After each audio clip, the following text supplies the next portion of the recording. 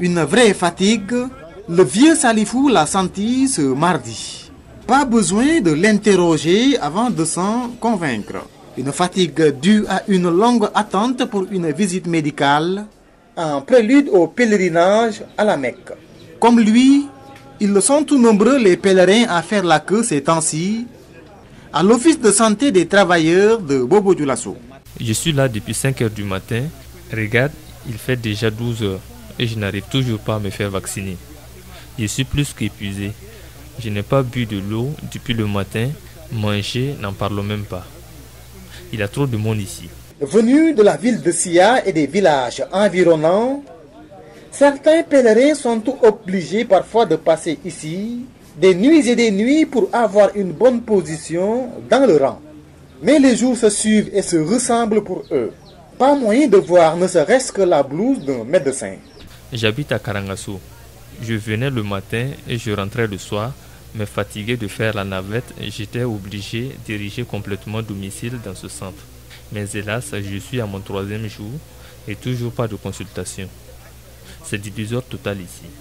Face à cette situation, les pèlerins déplorent et remettent en question l'organisation.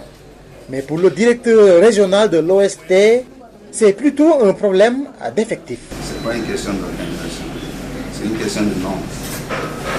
Parce que chaque année c'est comme ça, tout le monde se précipite les premiers jours. À tel point qu'à un moment donné, l'organisation même est dépassée. Parce qu'il y a des gens qui dorment ici, il y en a qui viennent de loin, ils vont faire 2 nuits. Alors quand les autres viennent le matin, chacun est pressé, chacun veut finir.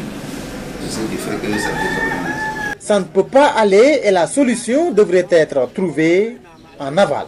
Bon, la solution, on le dit chaque année, c'est la même chose. C'est au niveau des agences qu'on peut en aval organiser les gens.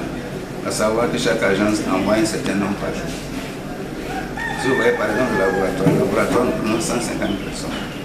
Mais à un moment donné, on se trouve à 200. Si bien que le lendemain, avec les nouveaux qui viennent, on les déborde.